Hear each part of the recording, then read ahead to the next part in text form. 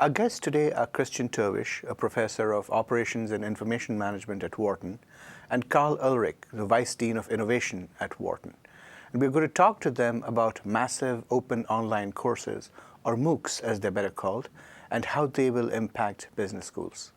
Christian and Carl, thanks very much for joining us today. Thanks for having us. Thanks for having us. Christian, perhaps you could start us off by describing the main findings or takeaways from your research. Now, let me preface what we're going to discuss about business schools by saying that Carl and I have been in the business school world for many, many years. We love this institution, and we really want to make sure that we find a sustainable path forward for the business schools. But business schools in the world of these massive online courses are somewhat threatened, and a lot of that has to do with our cost structure. We are very expensive organizations, and there are really two main reasons for that. Is one, we do two things. We teach and we do research, but only the teaching part comes with revenues. And so all of the research work that we do, all this great research that is funded for by our students. And the second thing, honestly, like most nonprofits, we don't always have an eye on efficiency. If you and I would run an airline together and we would fly our planes half empty, very quickly bad things start to happen. Yet that culture of efficiency, of productivity is something that we haven't had in the business schools. And as these MOOCs are coming along, and things that we're about to talk about, these MOOCs are coming along, the cost pressure on our institutions are going to change because suddenly there's some very serious alternative for coming to a 2-year degree to Wharton. Right. Carl, anything to add to what Christian just said? The other thing I would say is a key finding of our analysis is really to look at what the benefits are that MBA students derive from their full-time MBA experience. And we point out that teaching and learning, the more traditional academic topics, are probably only a quarter or a fifth of the reason that students come and get an MBA program. And that's the piece that we think is most susceptible to change from this emerging new technology, but that probably doesn't impact the other elements of the MBA program. Right. So one of the things I found interesting in your research paper is that you talk about the fact that in a MOOC, what is relevant to the business school is not the MOOC per se, but the technology, the video-based technology that is embedded in the MOOC. And this kind of struck me because I remember 20 years ago, there was a lot of hype around the fact that video lectures were available on videotapes, or later that they were available on CD-ROMs. And each time there was a lot of expectation about what this would do to business schools. But neither of these affected or sort of disrupted the business school model in any fundamental way. Do you think a MOOC is fundamentally more disruptive? And I would like to know from each of you, if that is the case, why that may be so. So let's start with the technology. As you say, we find it's very helpful to separate the MOOC from the technology that enables the MOOC. That technology is a combination of short videos, smart testing with potentially automated grading, social networking, online communities, all these things wrapped together, as we've seen with courses at edX, in particular with Coursera, is creating a technology that is applied now to the MOOC, given away for free, as we've kind of seen it over the courses that we've taught here at Wharton. But that MOOC and that technology are two separate pieces. The MOOC is just one application, and we can imagine many other ways in which these new technologies, we call this a supertext. That supertext, the videos, the adaptive testing, so social networking, there are many other ways which we can deploy that technology. And in those other applications, we believe, is a much bigger threat to institutions like ours compared to taking these courses, teach them to 100,000 students at once and giving that away for free. We don't feel threatened by the MOOC. We do feel threatened by the supertext. I'd make a few other observations about video. Video's been around, it's been available to consumers for 30 years, but there's something fundamentally different about the availability today of video. And I think that's evident if you look at the behavior of consumers online. They're watching Khan Academy, they're watching TED Talks, they're spending a lot of time on YouTube. When I watch my teenagers do their math homework, they do it with their laptop, their smartphone, so they can text their friends, and then they watch a YouTube video to explain how to do the math problem. So video is fast and it's available everywhere with just a click. And the big insight, I think, in the first MOOCs was that by chunking the video, by making it just a few minutes long and making it semi-synchronous, that is available on demand during a week of the course, you get a much greater adoption and viewing of that video, as opposed to, for instance, having to take a video cassette out of a library, check it out of a library, take it home, plug it in, scan, fast forward to the right section. That friction substantially diminished the usefulness of video when it was first introduced. Right. No, so I get the fact that because the video is so easily and readily available, that the adoption rates are much higher. But one of the things you mentioned in your paper is that of the 3 pathways that you describe in your research, the first one is that B schools will be able to serve more students better and more efficiently as a result of this technology. Now, since each of you teaches a course on Coursera, I wonder if you could draw upon your own teaching experience and show how do you teach better and more efficiently via the MOOC platform than you might do in a classroom? I teach product design at Penn. I've taught it for 20 years, and I've recently taught a MOOC in which maybe 100,000 students over 4 offerings of the course have participated in that subject. And I made 65 videos, short videos that explain some of the key concepts in product design. I found myself, when teaching product design 2 years ago, I found myself in class opening up my web browser, going to my Coursera course, and showing my students a video because it says, oh, I have this great example, let me show it to you. And then I realized how silly that was, and that what I really should be doing is having those students watch the videos without me before they got to class. And so in the last year, when I teach product design, I've posed to myself the challenge, what can we do in the classroom that can only be done when 60 people are together sharing the same time and location? And I have them watch the video offline, and then when we get together, we do a simulation or an exercise or presentations or group work, things that can only be done in that location when we're all together. So that's the flipped classroom model. That's the so-called flipped classroom. Are you using the same model through unlike Carl, his videos are actually funny. And so I am in a somewhat more constrained environment, but I think the question that you're posing is an important one, that we think about our brick and mortar classroom offerings here. I teach the core course in operations management, among other things. It's 12 times 80 minutes that every student at the Wharton School has to take. 12 times 80 minutes. 960 minutes in total. My online course on Coursera is about 45 video segments of about 6 to 7 minutes, right? So you see that there's almost a compression of 50% as you go from the traditional classroom to the online medium. So now the question is, of course, what happens to the other minutes, right? And I think it's helpful to break those up into a couple of buckets. The first bucket is just there are certain things that we do in the classroom we unfortunately cannot replicate on the MOOCs. These are case discussions, game exercises. Those are moments that Carl describes. Those are things that only can happen when we're together. But I also have to point out that there is a fair bit of waste in what we do in the classroom, and that has to do with the fact that different students learn at different rates. When a student struggles on the MOOC, they can just rewind or they can just read something and then catch up again, whereas in the classroom, you're constrained by a common pace for everyone. And so you really do gain efficiency. You gain productivity as you take the same group of students and have them moved over to a hybrid model. And I think Carl has been on the forefront at this. In the core, again, I don't think we're quite as far, but the direction is certainly clear. We have to benefit from that new technology. Now, despite the evident advantages of MOOCs, one of the challenges that all MOOCs face is that the completion rate typically tend to be pretty low. And I wonder, both as teachers and as researchers, what you have learned through your experience that might be relevant to the B schools. Well, the completion rate statistic really is a red herring. I mean, people like to trot it out, but it doesn't seem terribly relevant to me. If you think about what the barrier is to registering for a MOOC, it's literally one click in the Coursera environment. So many people enroll to check it out, to watch a few videos to see what it's all about. My MOOC requires hundreds of hours of effort. to complete a substantial design project, very, very few people are willing to put in hundreds of hours. But many people are interested in learning a little bit about customer needs or aesthetics in design or prototyping, so they watch a few videos.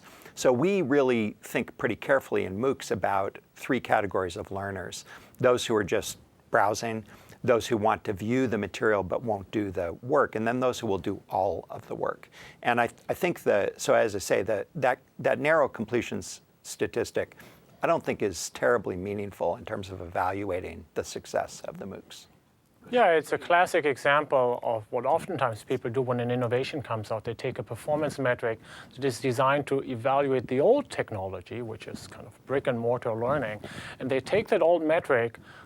Completion rate is an important thing. If you pay, $120,000 for your MBA degree, or even more dollars when you send your kids to college, their completion rate is a really, really important number to track.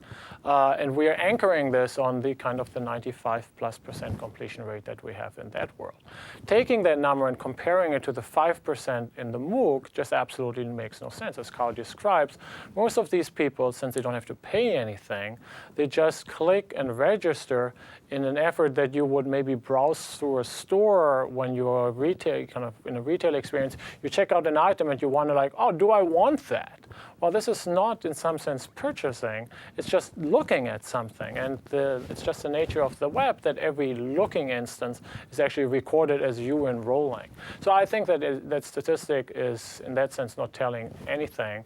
And we should focus much more on the participation that one of the students is in. And again, we see the segmentation that some of the students really just want to do some videos, they just want to watch this stuff. And then there are those students who really do the work. Those that drop out at the beginning because they really find that this was maybe not what they were looking for, I really couldn't care less. So let's push a little further on that $120,000 number you mentioned that MBA students pay to attend an MBA program. And as you correctly said, joining a MOOC costs nothing at all. I mean, given the fact that to produce content for a MOOC is expensive in terms of time and money, how do you think MOOCs can be made financially sustainable? It's actually not very expensive.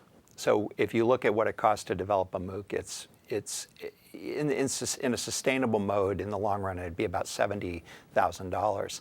But we reach with a MOOC several 100,000 students. So we really look at it, if you look at it on a per viewer basis, it runs to about 50 cents per person. And at 50 cents per person, that's cheaper than almost any other form of outreach that we do at the Wharton School. 50 cents for that kind of engagement, very, very inexpensive. So I'd like to object to the idea that they're expensive. They're just not very expensive. Well, a little bit further math might help here, right? So we as elite universities, elite business schools are in the business of creating reputation. Reputation is important. It will drive our demand. It will drive how our graduates are viewed in the market. So reputation is key. How do you create reputation? The traditional vehicle of reputation building was research. So if you do some numbers on how much it costs us, when Carl and I sit down and we write a scholarly article that makes a cut into the best academic journals, we found in our report that it takes us somewhere around $300,000-$400,000 of research investments to just get one scholarly article out. For that money, for one single paper, we can basically create somewhere around 3, 4, 5 MOOCs with the enrollment that we just talked about. The other reference point that we might use is just the University of Pennsylvania's operating budget, multi-billion, the Wharton School's operating budgets, hundreds of millions, and what we're spending on MOOCs. We're spending about 0.1%, and if not a little less, of our budget on MOOCs that apparently we all believe is the key technology for the future. So this notion that we're overspending, I don't buy. Other forms of disruptions, other forms of concerns we need to discuss, but the notion that this is expensive and we're stealing money from our kind of traditional customers and giving that content away for free, that threat I think is not real. That was not the point I was trying to drive at. I mean, clearly there is a huge value to the knowledge that is disseminated through the MOOCs. The question, of course, is that different schools are trying to monetize them in different ways. At places like Harvard, for example, they have introduced a paid pre-MBA program. If you were to look at some of the different economic models that are being wrapped around MOOCs, could you sort of give me your thoughts on where do you think this is going and which models are likely to be more sustainable? Well, the first thing I think we should do is distinguish between MOOCs and other forms of online education, because I think MOOCs are fundamentally about outreach and social mission, and they're not very expensive, and so I think we can easily justify them based just on the social value that's created. Now, that's not to say that there aren't some nice economic opportunities for online education. And I would say at Wharton there are two that we think could be important. One is executive education. If you look at how expensive it is to send someone physically to Philadelphia to spend a week in executive education, it's maybe a $5,000 or $10,000 cost. And we may be able to deliver some of the benefits of that experience much less expensively using technology. So that's one. The other is that we think that a place like Penn and Wharton can be the originator of content that's used in instruction by other institutions, and that, like with textbooks, there's a way to charge per use or per user for that material, and so that could be a potential revenue source. Yeah, there's a lot of value on the table, especially, going back to Carl's executive education example. There are lots of people in corporate settings that come to Wharton, and that's great, but we're talking about tuitions of $7,000, $8,000 for a week, these people traveling and these people being away from work. And so by design, this is only some privilege that you get if you're working in top management. There is a large number of other people in executive positions at the echelon below that we are right now not reaching, but that we could be reaching through technology. They would love the learning. We can certainly deliver through the technology at cost points way south of maybe $1,000, if not $500 for that 1 week learning experience online. So we bring those two things together and we're going to generate a lot of value. And there's no reason to believe that, especially with a strong brand like we have at Wharton, we wouldn't be able to also then capture some of the value for ourselves. Sure. So, in other words, you can spread the ripple effects of executive education much further, to the lower tiers of an organization, if you like, by combining executive education and MOOCs. That's a great point. Absolutely.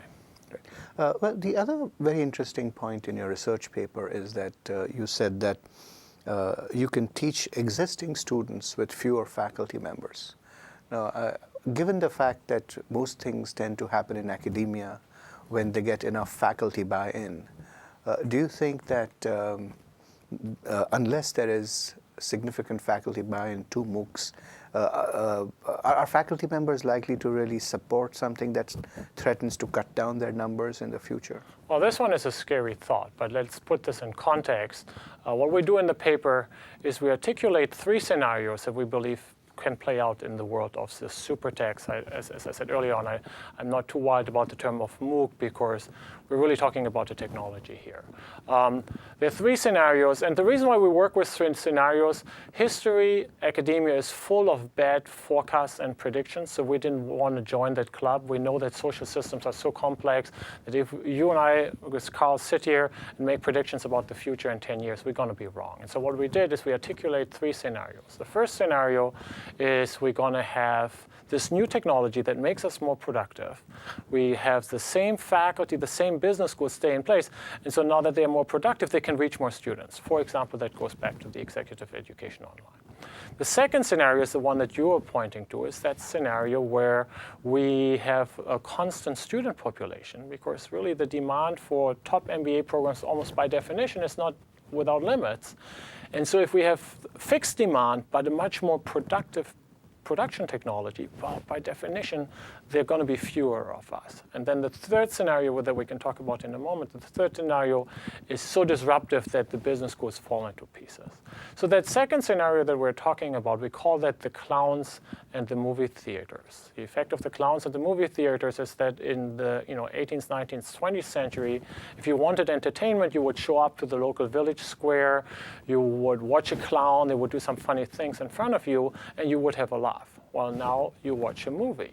And unfortunately, most clowns have lost their jobs. And so the question that we're debating is, to what extent Carl and I here are going to be the clowns of the 21st century? The other, Mukul, you asked about whether faculty would resist the change. Clearly they would under that scenario. But I think we already have pretty good evidence that in the face of cost pressure, there will be a reduction in faculty. I mean, just look, if you look at higher education more generally over the last 10 to 20 years, the number of student credit hours taught by tenured and tenure track faculty has been steadily declining. And there's been an increase in the use of adjunct and part-time faculty. That is a trend driven by cost pressure. Yes, we all didn't like it, but it didn't mean it didn't happen. And so we cannot like it, but in the face of a competing technology that may be better and that's definitely cheaper, it's very hard to argue that we can completely resist it. Got it. Well, let's talk a little bit about the third scenario before coming back to all three of them, which is when you talk about the complete unbundling of the business school or the emergence of other alternatives to business schools, what do you think might play out in that sort of the third option? Well, I think the first thing to recognize is that the primary reason that an MBA student matriculates at the Wharton School or at any other top business school is because they think it's going to advance their career. And to some extent, they want to learn some specific skills and knowledge, but there really is there are other benefits that they look to achieve and to obtain, and they are access to careers and the development of a social network that will benefit them throughout their lives. And to some extent, a credentialing or a stamping of approval that distinguishes them from other people in the labor force. If those functions of credentialing, of social network, and of access to employers are now provided by others outside of business schools, then I think our role is quite threatened. And right now they're bundled together and they include this academic learning piece. But if they ever become unbundled and are started to be provided by other institutions, then I think business schools are threatened. Yeah, the metaphor that Carl and I use in our report is the idea of a Swiss Army knife, right? When you purchase a Swiss Army knife, you don't know yet when are you going to use it, and you don't know which part of the knife you're going to use first. It's very similar to our MBA students. They come here, they get all this knowledge that one day in their life, and sometimes 10, 15, 20 years into their career, they might have to access, but they don't know when, and they also don't know what part. And so that begs the question, is there another way of delivering that knowledge very much on demand when you want it, instead of buying this library of videos, have much more of an iTunes or Netflix models where you say like, well, I want to watch that movie today, well, just click on it and get it when you need it. So you face a situation at work, you're doing some M&A work, well, why don't you take the M&A course right now when you need it? Of the three scenarios that you outline in your research, which ones do you think are most likely for business schools and why? Well, the nature of scenarios is that they are all somewhat unlikely, otherwise we wouldn't have created them. Let's add to that these scenarios, to some extent, are scenarios like we would roll the dice and it's going to be 1, 2, 3, 4, 5, 6, right? It's exogenous, it's a shock, it's randomness, and it's just hard to predict. But to some extent, these scenarios are also active choices. They are strategies, especially at the top schools, especially in the leadership of the school. We can make some choices that will influence the future and that will basically, fall into these three buckets. Personally, I feel that we are well underway of playing scenario one. We have done the MOOC for outreach. We're experimenting with executive education. We need to do more, but we're clearly on the way on scenario one. I would love us to play a little bit with scenario three. That's the furthest out. Scenario two, I think right now we're in this privileged situation here at Wharton, at least, that the cost pressure has not been quite as big, and the implementation feasibility, the reluctance, obviously, from us as a faculty to embrace this, that's not going to be the first point where we start. So I would put my money as somebody making a strategy on a combination of 1 and 3. Yeah, I think scenario two, I think, is pretty likely. There's going to be some decline in faculty size. The cost pressure is unavoidable. I don't think it'll be a catastrophic decline in faculty. I think my prediction would be a modest decline in faculty. I think actually, to build on Christian's point, we need to aggressively pursue scenario 1, pathway 1, in order to mitigate pathway 3. And so in particular, I think we have an opportunity at Wharton and at the other elite business schools to create an unrivaled educational experience for students, but one in which they learn a lot of the rote subjects, the more mechanical subjects, online and without the use of expensive faculty resource. Then when they're here together, we challenge ourselves to give them an experience that they couldn't get anywhere else. And by doing so, we reinforce the value of them participating in the Wharton experience. And that helps us mitigate against the unbundling that could happen in Pathway 3. What surprised you most about this research that you've done? What was your biggest surprise? I have to say, you know, our analysis is just arithmetic. It's just adding and subtracting, a little bit of division. But we were quite surprised at what scholarship costs, just how expensive it is and how expensive it is relative to the educational activities of the school. That surprised me. Yeah, for me, the biggest surprise has been how seriously threatened our institution and the business school community is. As I said at the beginning, this is the institution we've been employed for over 20 years with graduate school. This has made our careers. That has been, at least for me, I think I can speak for Carl on this one, this has been the perfect job that we love, the institution that we love, and nevertheless, when you run those numbers, you feel how threatened that ecosystem is. There is no guarantee that in 20 years from now, we're going to have the same business model going as it is right now. Well, though your research focuses primarily on business schools and the MBA program, what do you think in your research could apply more broadly to higher education as a whole? Higher education sees the same pressures and the same threats and opportunities. In fact, to some extent, the other parts of the university have felt them before business schools. My wife's a professor in the English department at Penn, and they've already seen tremendous cost pressures, and they've seen that impact the faculty ranks, the way they do, and the way they do instruction. So I don't really think business schools are terribly unique. They are somewhat unique, I think, I would say professional schools are somewhat unique in that the primary purpose of paying the tuition dollars is to advance yourself in your career. And that's unique to professional schools as opposed to, say, an undergraduate experience, which I think is much less threatened because an undergraduate experience is much more about going away, finding your identity, having enabling experiences, building a social network. Those things, I think, are much harder to substitute, at least for the elite universities, the Ivies, and so forth. Yeah, so I think certainly we as business schools are particularly threatened because, again, I think we're used to this very high tuition, very high salary type of lifestyle. We could afford ourselves that luxury of not looking at efficiency, something that in many of the second and third year schools and many of the other fields outside business schools, those things, these guys have been under that cost pressure so many years ahead of us that I think they are better prepared. I think the small liberal arts colleges, they don't have this dual purpose that we talked about earlier on, the research and the teaching. For them, it's all about the education of the student. And so as long as they do that well, as long as they serve their customers, the student, well, people will be willing to pay for it. I think we are threatened in particular about that scenario of unbundling the teaching and the research. That is something that is pretty unique to law schools and business schools. I have an appointment at the medical school where the tradition is much more like if you want to bring research, if you want to spend time doing research, have somebody pay for it, bring in the research dollars. This cross-subsidy is actually something that is not that broadly applicable other than the social sciences. And I think that's the one where I would feel we're going to see some big pressure mounting. And if we can have just one last question, what future topics for research do you think are sort of thrown up as a result of what you have studied so far? I would love to see more insights into the scenario 3, into this unbundling. We make it sound so nasty in many ways, this unbundling, the business school falls into pieces.